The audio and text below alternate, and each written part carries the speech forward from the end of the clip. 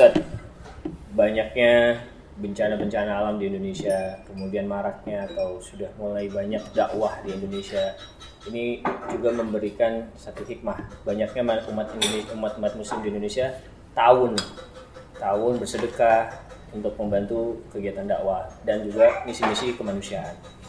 Tetapi Ustaz, kemarin tulisan antum itu cukup fenomenal. Ada pro dan bahkan banyak yang kontra mengenai 5 donasi rekening yang harus kita hati-hati kita isi. Mohon dijelaskan karena bahasa tulisan dengan mungkin penjelasan antum melalui video ini bisa memberikan penekanan atau penjabaran yang lebih dipahami oleh masyarakat. Ya. Pertama bismillah. Ana mulai penjelasan ini dengan terlebih dahulu ana katakan bahwa uang itu pertama tidak kenal agama. Bahkan hatta di non muslim pun misalnya seorang pendeta bisa saja membuka rekening donasi misalnya. Di agama pun bisa. Kemudian uang tidak kenal manhaj. Sehingga apa yang Anda bicarakan ini sifatnya global, terkhusus untuk umat Islam. Jadi nanti jangan dikaitkan dengan metodologi beragama apapun, manhaj apapun, karena yang namanya donasi itu berlaku di banyak tempat, di banyak kalangan, di banyak ormas Islam, di banyak partai Islam. Jadi sebenarnya latar belakang Anda menulis itu karena ada beberapa kasus yang Anda ketahui. Bukan beberapa, banyak kasus yang Anda tahu. Cuma lama-kelamaan bikin gelisah, bikin resah. Sehingga ini yang kemudian membuat Anda resah dan Anda katakan mungkin Anda perlu memberikan edukasi yang mungkin tidak semua orang setuju. Banyak yang kontra malah. Ada yang kontra. Cara filternya gimana tuh kayak begini? Gini, Anda sebutkan dulu apa yang Anda maksudnya. Anda pernah posting di medsos Anda 5 rekening donasi.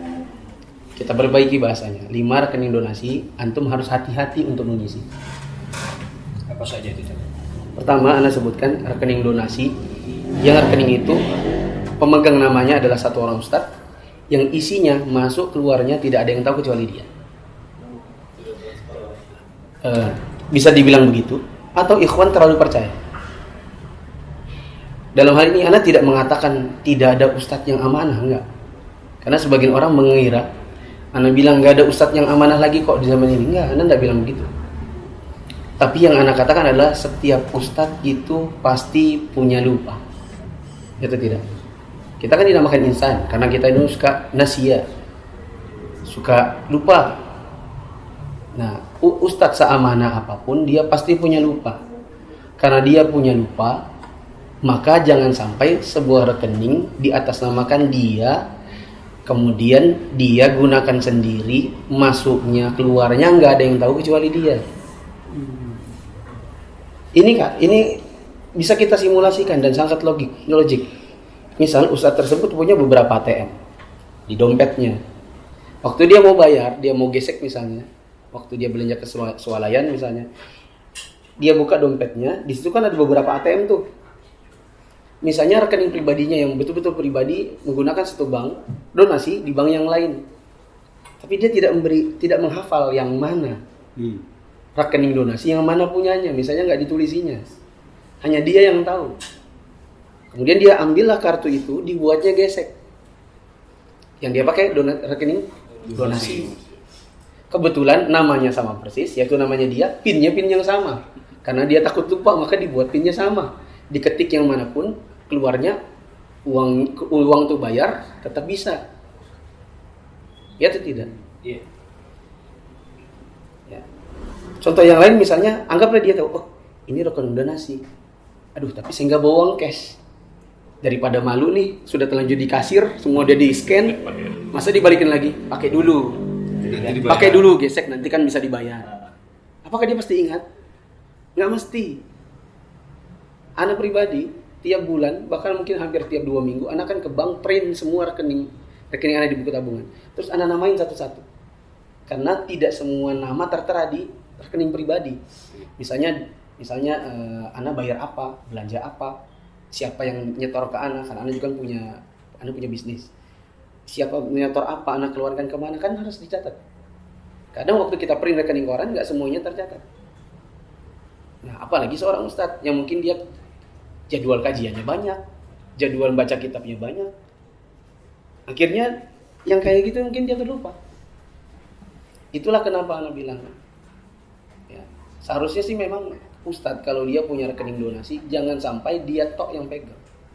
Ada timnya. Setidaknya misalnya nanti anak sebutkan cara perbaikannya. Ya, anak ketahui ada seorang dai mungkin sudah lama. Ya, diketahui dalam hal ini mungkin kita susah percaya. Kenapa kita susah percaya? Karena memang orangnya pelupa. Mau buka rekening, pembangunan masjid, pembangunan pesantren, pembukaan lahan ini, lahan itu, berdonasi bencana sana, bencana sini, tapi atas nama dirinya. Anak kalau ditanya terus terang bilang jangan. Kenapa jangan Ustaz? Karena anak tahu orangnya pelupa. Meskipun mungkin dia amanah kalau dia pegang, tapi lupanya itu ya kita tidak bisa pegang. Anak khawatir misalnya buat apa, yang harusnya buat apa dia gunakan buat dirinya misalnya. Ya, dia misalnya dia ambil ATM kemudian dia beli buat bensin motornya, buat bayar listrik rumahnya, buat sewa rumahnya. Kadang-kadang namanya setan itu bisa jermuskin kita dalam model apapun. Lagi mau bayar sewa rumah, setan bilang, "Sudah, kamu kan dai itu kan butuh juga uang dari umat. Pakailah donasi itu. Itu kan donasi juga buat kamu." Masuk di setan dalam hatinya. Setan itu ya jeri majalah dam, beralir di dalam diri kita dengan aliran darah. Itulah kenapa Nabi bilang kalau ustadz pegang rekening donasi dan atas nama dia sendiri dan tidak ada yang tahu orang lain kecuali dia, maka jangan diisi. Karena setiap ustadz anggaplah amanah, dia pasti punya lupa. Cara perbaikannya adalah dia duduk sama 1-2 orang, print rekening korannya, verifikasi ulang. Ini dari mana? Ini buat apa? Terutama yang keluar. Kalau yang masuk, yang dia bilang itu donasi, sudahlah masuk kau. Yang keluar buat apa aja? Ini Ustaz buat apa? Oh ini anak ingat dia buat ini. Ini notanya. Ini buat ini notanya. Ini mana? Mana ya? Kayaknya mungkin saya pakai tuh. Ganti dengan uang pribadi. Setelah verified, semua serahkan kepada ikhwan ini. Mungkin untuk print rekening koran dia terus. Tapi untuk pengeluaran ATM-nya kasih yang itu. Jadi dia nggak bisa pegang. Gitu. Anak punya rekening donasi atas nama anak, tapi ATM-nya dipegang oleh ikhwan. Jadi kalau ada mau apa-apa, dia yang suruh bayarkan sekian, bayarkan sekian. Kalau ada sesuatu yang tidak sesuai, dia kan pasti akan tanya, itu buat apa? Kalau misalnya buat belanja jilbabnya istri anak, kan mungkin. Dia akan bilang, masa buat jilbab buat istri ustaz sih gitu kan? Gitu. Hatta masyayikh, kita nggak usah sebut nama, tapi setiap yang mungkin banyak pikniknya, banyak piknik pasti dia tahu. Ada kasus-kasus yang demikian. Gitu. Dari donasi-donasi dipegang oleh seorang dai, jadinya akhirnya perpecahan umat. Bisa menjadi bibit itu. Iya, jadi bibit perpecahan. Dan itu ada di mana. Namun tulisan antum ini apakah nanti tidak malah mendegradasi atau membuat kisruh atau membuat umat ini tidak percaya malah nanti sama Ustadz ketika menggalang dana Ustadz? Bagaimana Ustadz? Tadi anak katakan ini adalah langkah perbaikan. Artinya gini, buat yang muda, yang baru mau mulai, jangan begitu. Karena anak khawatir nanti antum diserang setan. Ustadz tua saja bisa begitu. Adapun yang sudah terlanjur, maka perbaiki. Itu saja kok. Adapun antum tidak mau perbaiki, nggak mau ikut apa yang anak bilang, nggak ada masalah. Kan nanti antum tanggung jawab sendiri dari kiamat. Hanya sebuah nasihat kepada saudara. Anda tidak memaksa. Cuma anak katakan secara manajemen itu ada yang clear. Karena harus diantisipasi lupa. Harus ada verifikator. Kemudian yang 4 lainnya Ustaz. Yang kedua adalah rekening donasi atas nama ikhwan yang majhul. Seperti anak bilang tadi, kita nggak tahu mukanya kayak apa. Anak pun sampai sekarang belum tahu mukanya. Tapi anak diberitahu ustadz yang lain bahwa dia mengaku mengumpulkan dana hampir 100 juta. Hanya diberikan foto buku rekeningnya. Hanya tersisa 100.000. Ketika ditanya kemana aja, kasih ke kasih ke ini, kasih ini. Salah satunya adalah buat pacaran islaminya itu. Gitu. Maksud anak, kita harus antisipasi nih.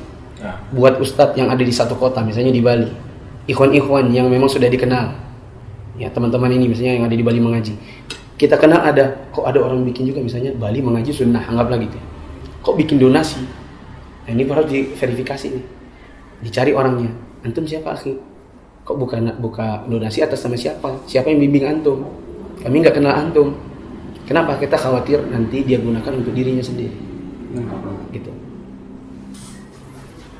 Yang ketiga, rekening donasi atas nama ikhwan, dia ma'ruf, tapi tidak ada ustadz yang membackup, nggak ada yang bimbing. Misalnya yang buka ustadz akhi fulan, dan orang satu kota itu tahu dia, misalnya Mas Ari terkenal, ya, atau Mas Reza atau Mas Sigit, bikin sendiri, ustadz nggak ada yang backup, nggak ada yang menjadi pembimbing. Ini buat apa untuk kontrol. Iya. Kenapa? Satu, bisa jadi dia tidak amanah. Yang kedua, bisa jadi dia amanah tapi penggunaannya di luar dari pengetahuan syar'inya. Misalnya itu donasi buat wakaf, dibelikannya buat non wakaf. Dia nggak tahu kalau wakaf itu harus sesuatu yang berhenti, ada fisik, dipakai buat lama, bukan habis pakai. Misalnya ada orang bilang ini donasi buat masjid, dia campur adukan antara yang donasi wakaf dengan yang non wakaf sama yang riba. Kan mungkin ada orang mau salurkan dana riba, dijadiin satu, dipakai buat makan-makan hari Jumat, atau beli sembako untuk orang miskin. Pemakaiannya tidak sesuai dengan hukum syar'inya. Padahal itu amanahnya adalah wakaf. Iya. Itulah kenapa Nabi bilang kalau nggak ada ustadz yang backup, ini harus hati-hati. Kenapa? Khawatirnya salah jalan. Ini tuh banyak. Ada sebagian lembaga-lembaga dakwah dibikinnya buat, kan ini lazis, lembaga amil zakat, tapi dibuat ngundang grup band apa? Coba. Itu tidak ada itu. Buat ini bencana alam, bikin ngundang penyanyi mana? Nah, gitu. Ada. Ini kan yang tidak sesuai dengan ilmu syar'i. Itulah kenapa Nabi yang harus ada ustadz pembackup. Jangan ikhwan sendiri bergerak sendiri dengan ada ilmunya masing-masing. Nah. Gitu. Anda pernah dapat satu baskom isinya minyak goreng, sirup, teh dan lain-lain. Anda bilang ini apa? Ustaz, zakat fitrah. Hah? Zakat fitrah? Ke anak. Terus betulnya sembako, minyak goreng dan lain-lain. Anda bilang, akhi, pertama makanan pokok. Yang kedua salurnya kepada orang miskin. Anda bukan mau kaya, tapi antum lihat Anda pakai mobil.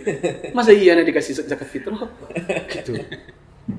Jadi maksudnya baik, tapi salah caranya. Karena tidak ada ustadz yang membackup. Itulah kenapa Anda bilang jangan, hati-hati dengan yang seperti itu. Yang keempat adalah rekening donasi atas nama ustadz, yayasan, masjid dan lain-lain yang pengurus tidak mampu memberikan laporan. Mungkin ini tidak mutlak, tetapi memang sudah selayaknya manajemen itu adalah yang terstruktur, ada laporan, accountable. Bahkan kalau ada orang mau tanya kapanpun bisa. Ini alirannya ke sini gitu. Kenapa? Menurut Ana, mungkin para pendahulu dari kalangan penggerak dakwah yang awal-awal seperti antum di Bali mengaji, anggap ustadz senior di sini, orangnya amanah semua. Dan donasi berjalan 10 tahun tidak ada masalah. Datang ustadz baru lulus Madinah. Ustadz yang lama meninggal, antum meninggal, datang ikhwan baru, mewarisi metode yang sama. Belum ada sistem yang baik. Iya, diwarisi dengan metode yang sama yang sebenarnya sudah salah secara manajerial. Akhirnya berjalan terus menerus, kesalahan ini berulang di tahun-tahun berikutnya, yang bisa jadi penerus tidak sama seperti salafnya. Salafnya orang-orang amanah, ustadznya semua betul-betul lillahi ta'ala. Berikutnya datang yang muda-muda, pengen nikah butuh duit. Ya atau tidak? Nah. Dainya ustadznya anaknya mau melahirkan butuh duit. Gitu. Digunakan donasi-donasi untuk kepentingan pribadi dengan cara yang tidak ma'ruf dan tidak ada laporan. Yang terakhir, yang kelima adalah rekening donasi yang jadi satu dengan uang pribadi, apalagi bisnis. Ya. Contohnya seperti apa? Kayak misalkan ini rekening donasi campur dengan umroh misalnya gitu ya. Dan itu terjadi. Banyak kan kayak gitu ya. Dan itu terjadi. Ketika ada donasi campur dengan uang umroh, terjadilah. Ya, di mana uang yang asli buat donasi dipakai buat umroh bisnis umroh. atau bisnis pribadi. Contoh yang lain misalnya itu rekening donasi, tapi dipakainya buat misalnya itu jualan kurma, jualan zam-zam, jualan herbal, jualan sembako. Bisnis. Ketika tercampur dengan uang pribadi, maka pasti susah baginya untuk verifikasi. Duh, ini punya siapa nih, dari mana ini, punya saya dari mana? Anggaplah Ustadznya bisa. Ustadznya jeli, ditulis satu persatu. Waktu dia meninggal, susah kan bagi anak istrinya untuk pilah-pilah mana uangnya, mana uang umat. Akhirnya untuk membagi warisan bingung. Itu tidak. Kalau tercampur dengan uang pribadi. Seandainya dia pisahkan, tentu akan ini uang dari umat, ini uangnya suami saya, ini yang kami bagikan warisan, ini serahkan kepada yang berhak. Masjid ke pesantren ke apa. Ketika dia nyampur bingung. Anak kira semoga bisa jadi gini. Prinsipnya ini adalah untuk yang muda-muda. Please, yang salah, yang lama jangan diikuti. Partisipatif. Ya, karena kita semua manusia biasa, bisa kena setan. Ya, bisa lupa. Untuk yang sudah terlanjur, kalau antum mau perbaiki, alhamdulillah. Kalau tidak masalah. Mungkin antum merasa diri antum amanah. Tapi ingat, setiap dari kita akan dimintai pertanggungjawaban dari kiamat. Barakallahu fiik. Nah, ini kan mengenai 5 donasi rekening yang harus hati-hati kita isi melalui rekening, Ustaz. Lalu bagaimana jika banyak juga ini sekarang fenomena dakwah, ada kajian-kajian, di situ seperti ada IO kajian, kemudian menyebarkan kotak. Itu kan juga nggak jelas kemana laporan-laporan ini, bagaimana antisipasinya? Ini termasuk di antara salah satu yang mungkin bisa jadi masuk dalam ranah rekening ini. Bisa jadi masuk dalam salah satu 5 rekening ini. Misalnya, bisa jadi kita golongkan pada rekening donasi yang hanya dikumpulkan oleh ikhwan, tapi tidak ada ustadz pembackup. Masuk ke dalam situ. Iya, bisa jadi begitu. Anda dengar, ya, ada IO kajian, undang ustadz, dia terkenal, jadi yang datang banyak. Kotak berjalan, setelah ditumpuk, dimasukkan uangnya, dihitung 30 juta. Ustadz dikasih mukafaah 2 juta. 28-nya kemana? Ini bagaimana nih Ustaz? Ikhwannya misalnya penggerak 7. Enak toh kalau bagi per 7. Kalau bagi 7 4 juta. Sebulan 2 kali kajian lumayan. Enggak usah kaji, enggak usah kerja. Iya, kajian. Cukup jadi IO kajian. Nah, panggil aja Ustaz terkenal.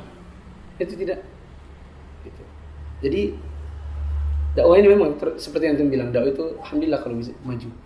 Cuma kalau dia tidak di-backup dengan ilmu, amanah, kadang-kadang jadinya nanti akan ujung-ujung perpecahan dalam. Nasihat antum kepada kami yang awam untuk mengetahui, oh ini kajiannya sikoh nih, tidak ada unsur duniawinya seperti tadi ada IO kajian. Karena kan kita melihatnya adalah sosok ustadznya. Oh ini ustadznya, masya Allah kibar. Kemudian kita sikoh kepada beliau, kita datang ke kajiannya dan kita ingin menyumbang. Nah, setelah melihat atau mendengar kejadian seperti tadi, nasihat antum kepada kami para orang awam yang ingin datang ke kajian tersebut gimana, Ustaz? Apakah kita ragu nanti diembat lagi nih kotaknya gitu?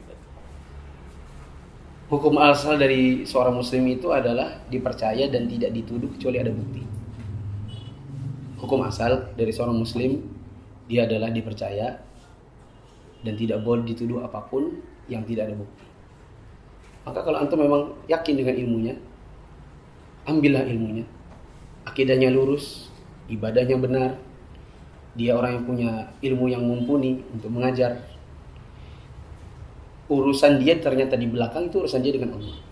Gak boleh dikulik-kulik, gak boleh digali-gali, dicari tahu kesalahannya. Ambil ilmunya.